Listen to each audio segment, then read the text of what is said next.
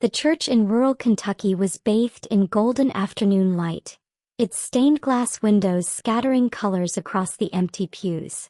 For most brides, this would have been the happiest day of their lives, a celebration filled with laughter, family, and tradition. But for Chloe Whitfield, a decorated Army officer, the silence of the church felt heavier than any battlefield she had ever stood upon. Just hours earlier she had stared at her phone in disbelief. A single message from her father appeared on the screen. "We won't be there. This is your mistake." The words were short, final, and merciless. Chloe had known her father disapproved of her choice to marry Benjamin Carter, a farmer with no wealth or social standing. Yet some small part of her had still hoped that when the day arrived her family would choose love over pride. That hope shattered with the cold text.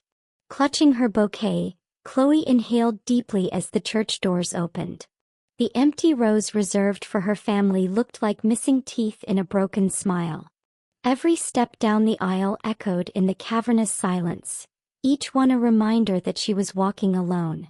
Her military training had taught her to stand tall under pressure, but it had never prepared her for this kind of abandonment. Still, when her eyes lifted to the altar, she saw Benjamin waiting. His suit was plain, his posture steady, his eyes filled with warmth and devotion. He wasn't intimidated by the emptiness around them. His gaze never wavered from her. In that moment, the ache in Chloe's chest softened. Her family had turned away, but Benjamin stood firmly as he always had. The ceremony itself was small. Only a handful of her comrades from the base and a few of Benjamin's neighbors filled the side pews. But it was honest. The vows they exchanged weren't grand speeches, but quiet promises spoken from the heart. When Chloe slipped the ring onto Benjamin's hand, she felt the weight of something far more enduring than tradition. A love built on truth, resilience, and choice. As they walked out of the church hand in hand, sunlight streaming across their faces, Chloe realized that though her family had chosen absence, she had chosen presence. She wasn't leaving the church with emptiness, she was leaving with Benjamin, and that was enough. The Whitfield estate in Lexington stood as a monument to success. Polished marble floors that gleamed like mirrors, chandeliers imported from Europe, and walls lined with portraits of ancestors in fine suits and gowns. Every corner of the house whispered of prestige. But to Chloe, it always felt like a carefully staged theater, where love was secondary to reputation. Her father, Richard Whitfield, was the lead actor in that performance.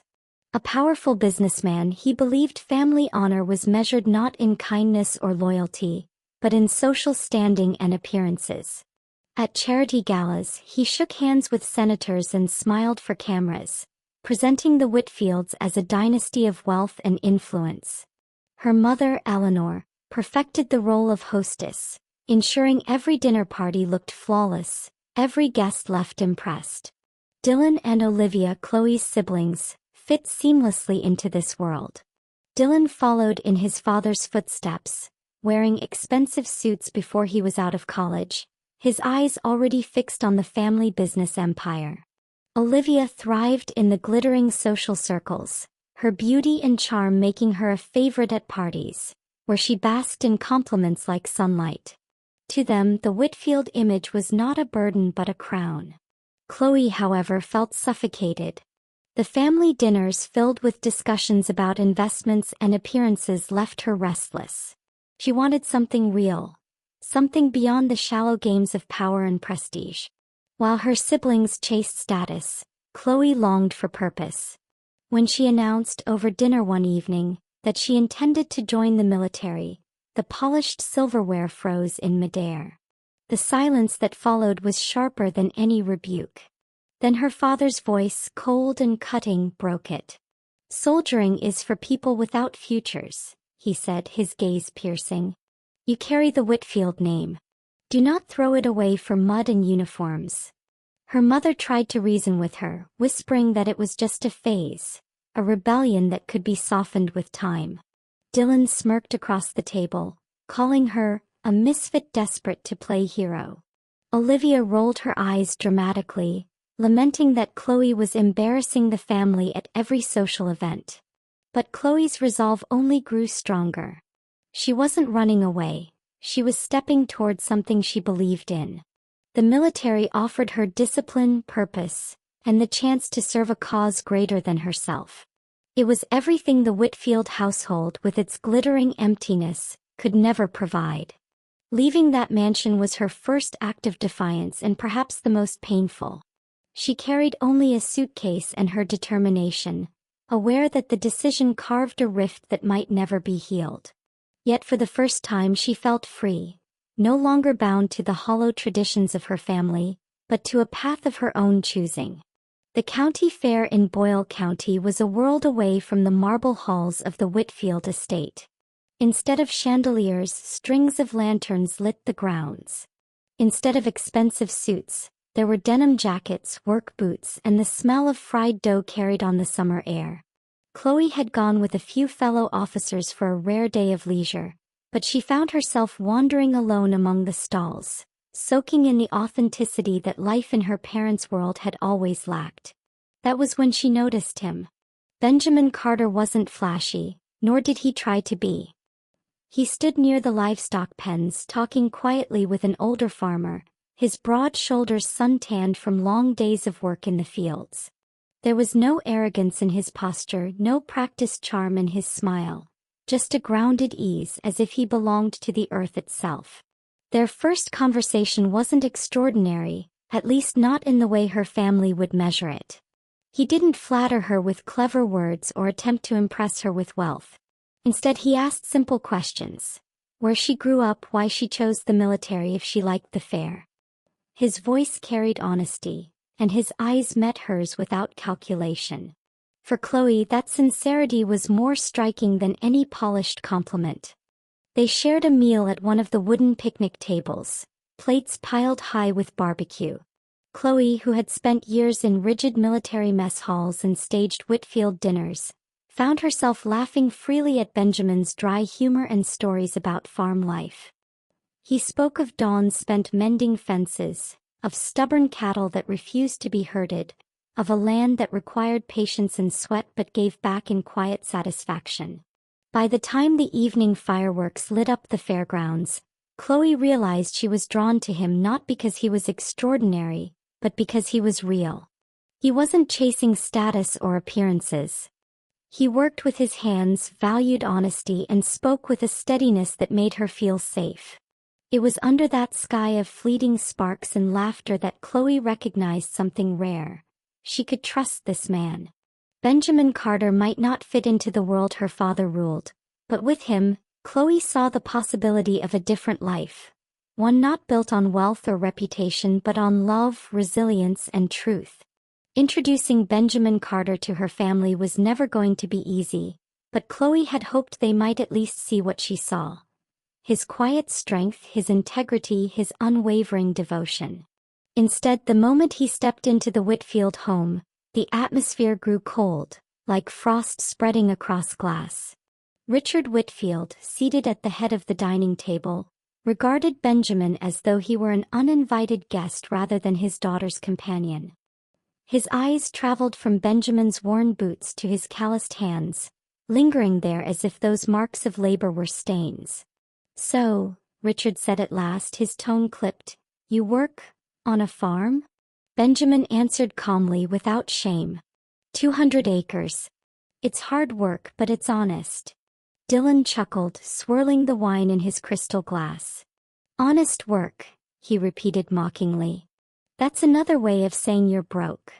Olivia smirked, hiding her laugh behind a napkin, while Eleanor shifted uncomfortably in her seat, torn between her husband's authority and her daughter's feelings. Chloe felt her blood rise, but Benjamin remained composed. He didn't fire back, didn't shrink. He simply met their stares with quiet dignity, as though their insults carried no weight. That very restraint, however, only fueled her father's scorn. "Chloe," Richard said, turning his attention to her, "you are a decorated officer, a Whitfield. And this is the man you bring home? A farmer with nothing to his name." The words struck like a slap, but Chloe did not flinch. Her voice was firm, steady, shaped by the same discipline that had carried her through battlefields. "Yes," she replied. "Because he has what matters: honor, courage, and truth. Things you seem to have forgotten." The table fell silent, broken only by Dylan's scoff and Olivia's dramatic sigh. Richard's face darkened, but Chloe did not back down. For years she had obeyed his every demand, lived under the shadow of his expectations. Not anymore. Benjamin reached for her hand under the table, his grip strong and reassuring. At that moment, Chloe knew she wasn't fighting alone. Her family might mock, ridicule, and oppose her choice, but she would not abandon the man who stood beside her without complaint or pretense. That dinner marked a turning point. The rift between Chloe and her family deepened, their disapproval hardening into open hostility. But Chloe walked away from that house with her head high, more certain than ever that love rooted in truth was worth more than any fortune or family name. The wedding day dawned clear and bright, but Chloe felt a storm raging within her chest. She had prepared herself for this moment, told herself again and again that she could endure the absence of her family. Still, as she stood at the entrance of the small country church, bouquet trembling slightly in her hands, the sight before her stole her breath. The rows reserved for the Whitfields were empty, a glaring void in an otherwise beautiful scene. Where she had once imagined her father's proud stance, Dylan's teasing grin, or Olivia's glittering smile, there was nothing but polished wood and sunlight streaming through the stained glass windows. The absence was not subtle. It screamed at her like missing teeth in an otherwise perfect smile. For a heartbeat, Chloe faltered. Doubt and sorrow threatened to break the strong composure she had worn through battlefields and loss. Her throat tightened, and she wondered if the whispers of the guests, neighbors, comrades, strangers, were filled with pity. Was she foolish to have hoped, even until the very last moment, that her family might walk through the doors and surprise her? But then she remembered why she was there. Slowly she lifted her chin, drawing on the same resilience that had carried her through long nights in foreign lands. If she could march through the dust and fire of war, she could walk this aisle alone. And so she began. Each step echoed in the silence, steady and deliberate. She was not walking toward emptiness, she was walking toward Benjamin. When her eyes finally found him at the altar, the ache inside her softened. He stood there waiting, his suit plain but his gaze unshakable. Benjamin's eyes held no judgment, no disappointment, only love, patient and unwavering. In that look, Chloe felt the warmth of 1,000 voices, enough to drown out the silence of the empty pews. By the time she reached his side, her pain had not disappeared, but it had transformed. What once felt like abandonment became proof of her own strength. She had walked alone, yes, but she would not live alone. Taking Benjamin's hand, Chloe knew that in his love, she had found the family her blood had denied her. The vows they exchanged were quiet, intimate, and sacred, spoken not for an audience but for each other. And as the officiant declared them husband and wife, Chloe realized that absence had not broken her. It had revealed the depth of her resilience and the power of the bond she now carried forward. The Whitfield estate had been a place of marble, crystal, and polished appearances. The Carter farm was nothing of the sort. Spread across 200 acres of rolling fields, it smelled of earth after rain, of hay stacked in barns, of the slow, steady rhythm of honest labor. For Chloe it was not a downgrade but a liberation. Each morning began with the sun cresting over the hills, spilling gold across the fields of corn and wheat.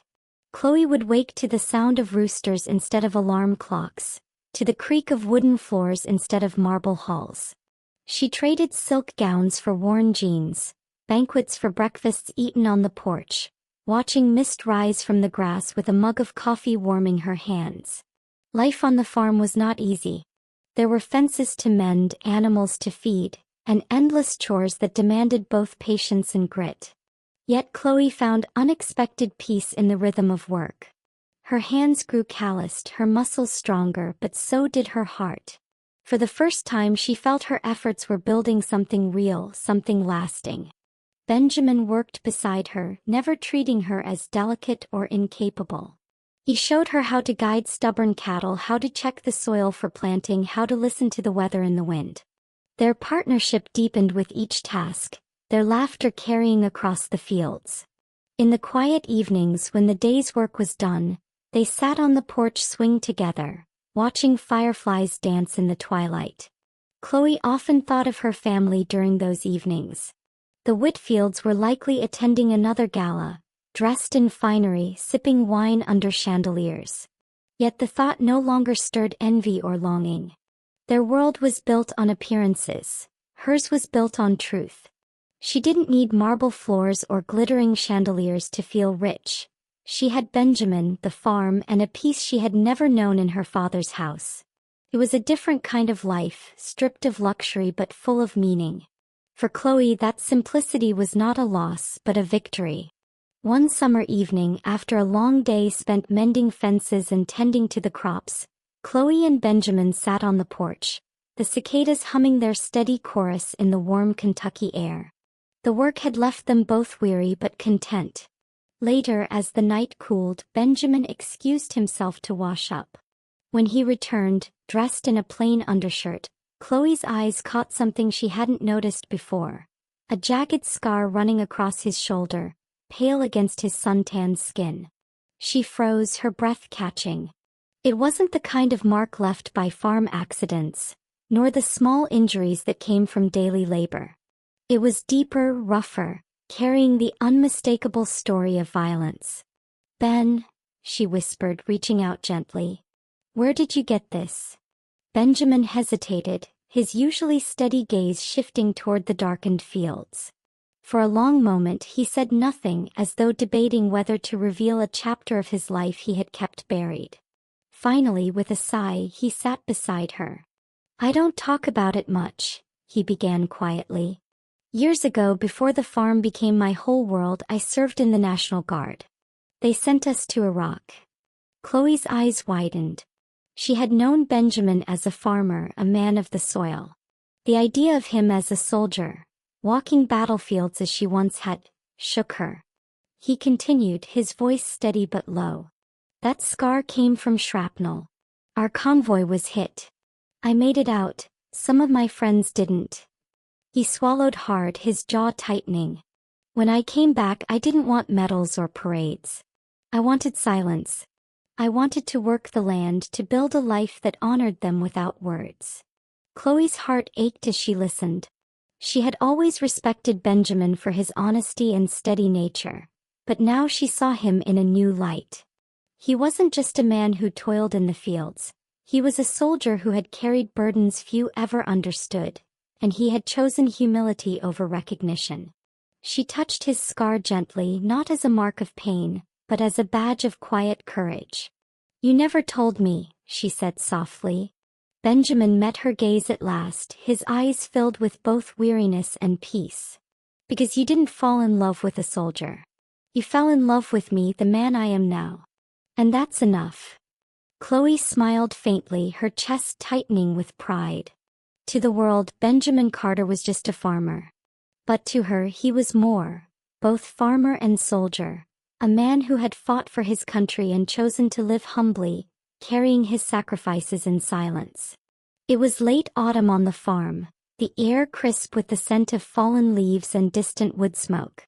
Chloe and Benjamin had spent the afternoon gathering firewood, their laughter echoing across the quiet fields as the sun dipped lower on the horizon.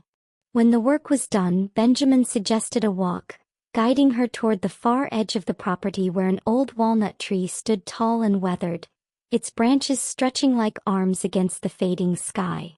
The tree was ancient, older than either of them, its roots anchored deep in the soil of generations.